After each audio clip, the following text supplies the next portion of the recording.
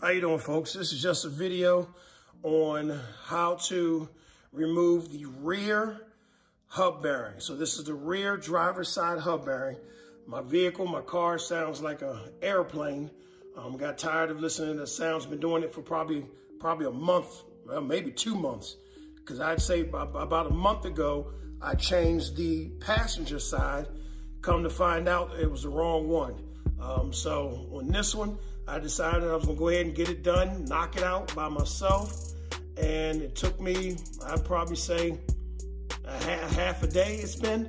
Yeah, because it's probably 2-3 hours just getting this hub unit off. I'm hoping this video is gonna definitely help you. I found some of the tools that I've used that's gonna make it a little bit easier for you.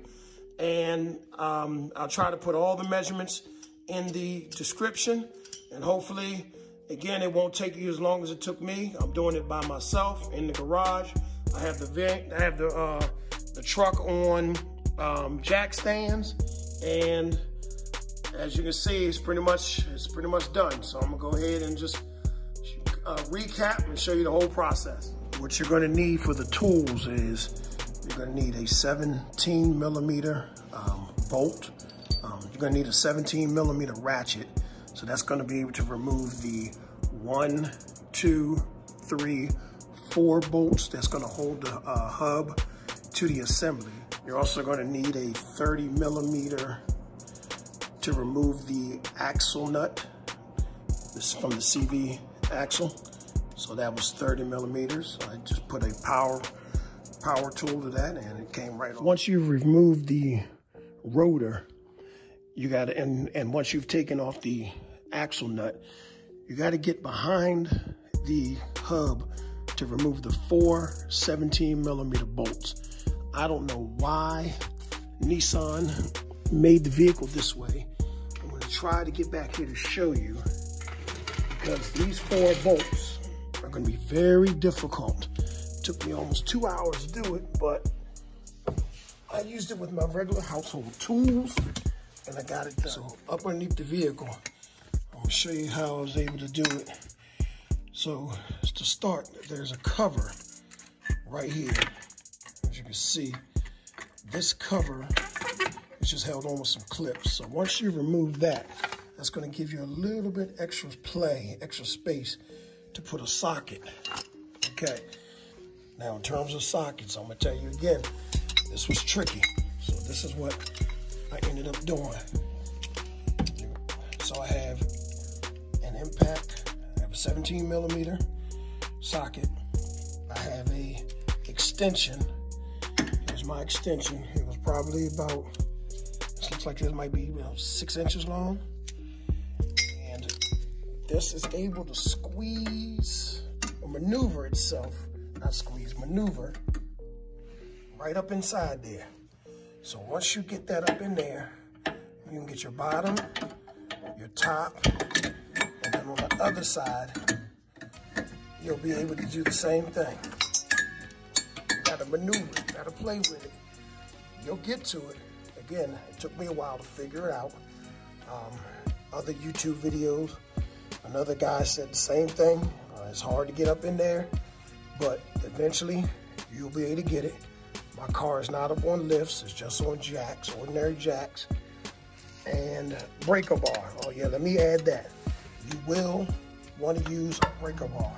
Matter of fact, you're gonna have to use a breaker bar because it's extremely tight. Oh, another thing I gotta show you what I did is my original CV axle didn't move. So what I did, once again, just watching enough people on YouTube, so I'm gonna show you what I did.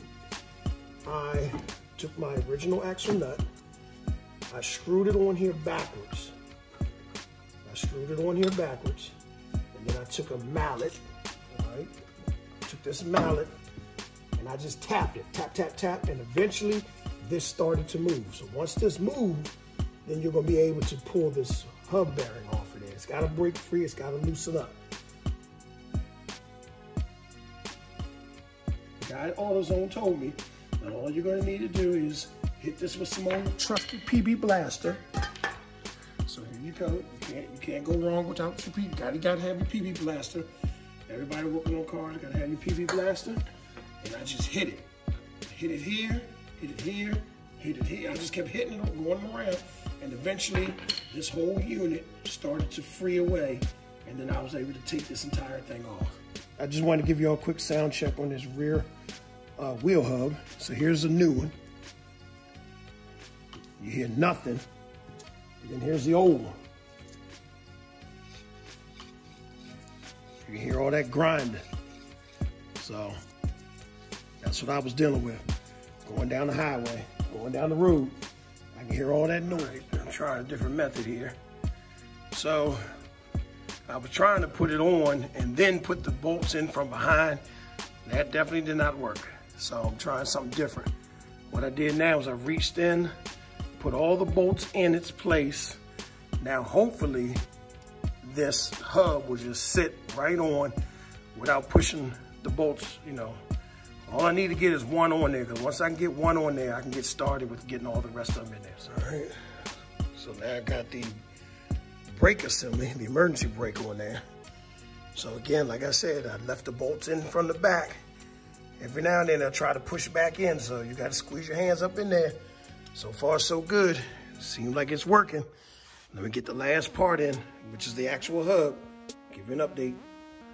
All right, YouTube, here we go. There you have it. It's been assembled. It was not, I'm telling you right now, it was not an easy job. It was definitely time consuming, but it is doable. You just got to have the right tools. I found again that this extension was very useful, probably the most useful.